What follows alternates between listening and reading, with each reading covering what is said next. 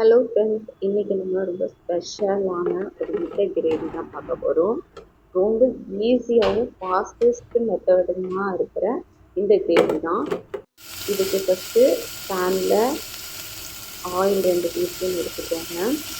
நான் கொஞ்சம் கிரேவி ஜாஸ்தியாக வேணுன்றதுக்காக 3 வெங்காயம், பெரிய வெங்காயம் இந்த மாதிரி பெருசு பெருசாக கட் பண்ணிவிட்டு அதை ஃப்ரை பண்ணிக்கோங்க.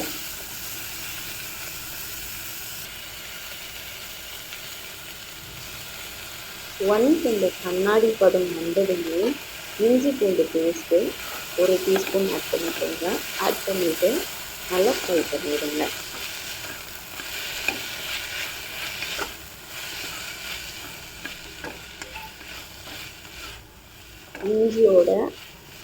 இஞ்சி கொஞ்சம் ஃப்ரை ஆகிட்டு பச்சை வாசனை போனதுமே தக்காளியை ஆட் பண்ணிக்கலாம்.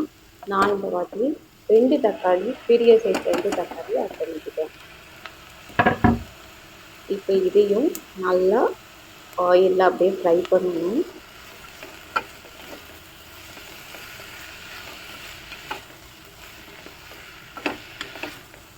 இந்த டைமில் நான் உப்பு எதுவுமே ஆட் பண்ணலை. உப்பை நம்ம அதுக்கப்புறமா ஆட் பண்ணிக்கலாம். ஸோ இந்த மாதிரி கொஞ்சம் நல்லா தக்காளியும் வெந்துட்டதுக்கப்புறமா பெப்பரை மட்டும்தான், நல்ல மிளகு மட்டும்தான் போடுவோம். இது காரத்துக்காக வேறு எதுவுமே ஆட் பண்ண மாட்டோம். ஒன்லி நல்ல மிளகு மட்டும்தான்.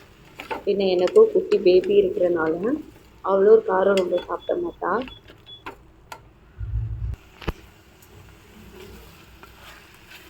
ஒன்ஸ் இது எல்லாமே நல்லா ஃப்ரை ஆகிட்டதுமே இதை மிக்சியில் போட்டு அரைச்சிட போகிறோம். ஆறுனது இப்போது அரைச்சி தனியாக வச்சுருக்கேன்.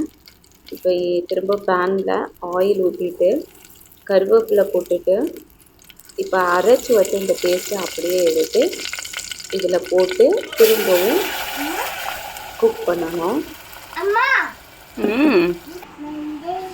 ஒரு 5 to 10 மினிட்ஸ். இந்த டைமில் உப்பு போட்டுட்டு நீங்கள் கொஞ்சம் 5 to 10 மினிட்ஸ் நீங்கள் வச்சுருங்க. அப்போ தான் இது எல்லாமே கொஞ்சம் நல்லா வேகும், டேஸ்ட்டாகவும் இருக்கும்.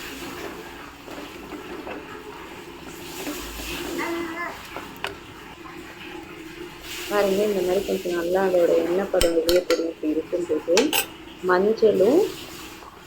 மஞ்சளும் உப்பும் மட்டும்தான். உப்பு நான் ஆல்ரெடி போட்டுட்டு இப்போ மஞ்சள் ஆட் பண்ணிடுறேன்.